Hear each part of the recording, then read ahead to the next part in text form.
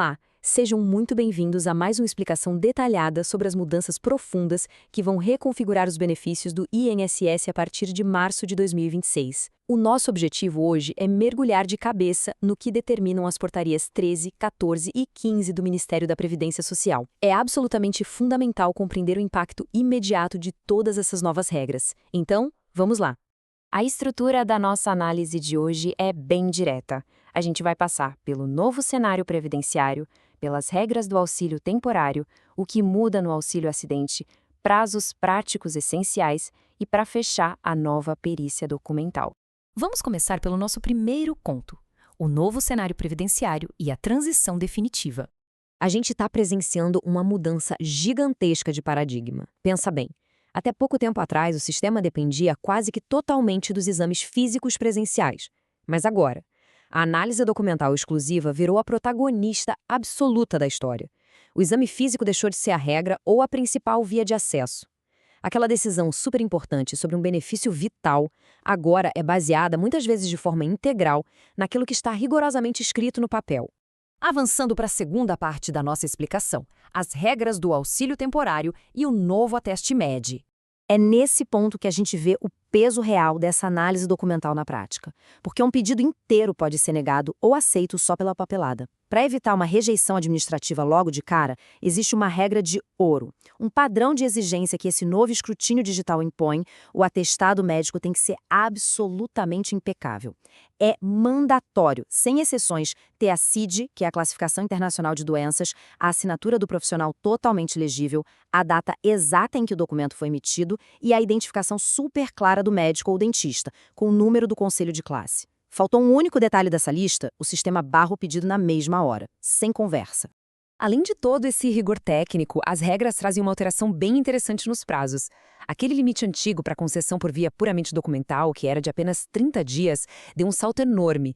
Com a chegada da Portaria 14, existe uma flexibilidade excepcional que autoriza que a soma desses benefícios temporários chegue a até 90 dias. É um fôlego e tanto para a gestão dos atestados. Mas calma lá, porque essa ampliação para 90 dias não vai durar para sempre. Aqui entra um outro número crucial: 180 dias. Acontece que essa é uma janela de oportunidade temporária, com uma vigência estritamente limitada a 180 dias, e esse relógio começa a bater a partir de março de 2026. Ou seja, gerenciar os requerimentos com muita estratégia antes que essa regra excepcional expire é vital. Indo para o nosso terceiro tópico, mudanças no auxílio acidente e a triagem rigorosa. Esse é, sem dúvida, o choque técnico mais substancial de todo esse pacote. A grande pergunta que está pautando o debate dos especialistas todos os dias é a seguinte: o que muda substancialmente no auxílio acidente com a chegada da Portaria 15? Afinal, a gente está falando de um benefício que sempre dependeu de uma análise clínica presencial super cuidadosa e da observação humana para ser aprovado. Como é que fica isso agora? A resposta é drástica e define a nova burocracia. A análise documental prévia se torna um passo absolutamente mandatório.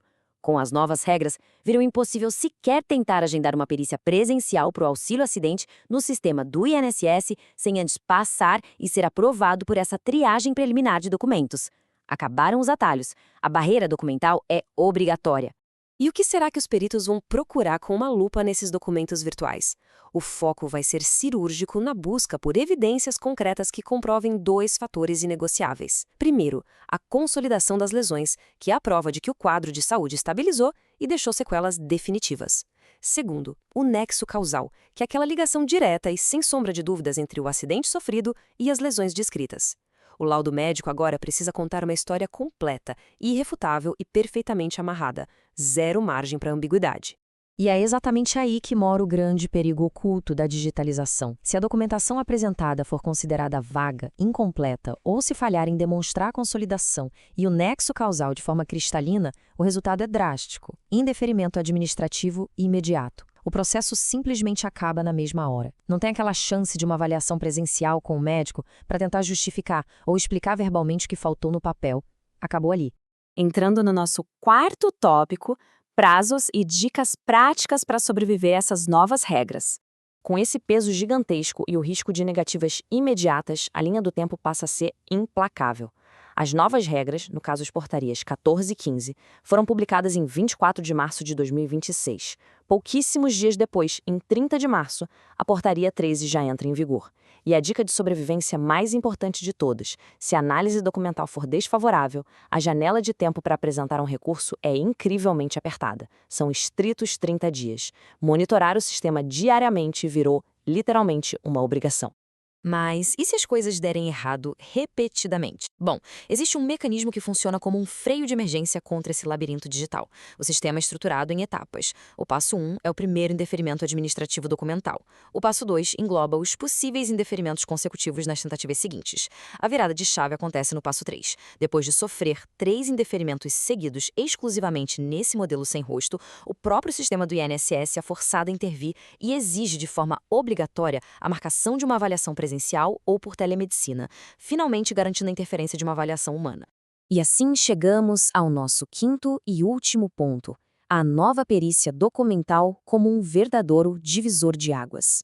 O impacto de todas essas portarias deixa uma lição cristalina para todos nós. Ter uma documentação impecável não é mais apenas um apoio ou algo que facilita o processo. Ela se tornou, para todos os efeitos, o divisor de águas absoluto e definitivo entre conseguir o benefício e tomar um indeferimento administrativo sumário.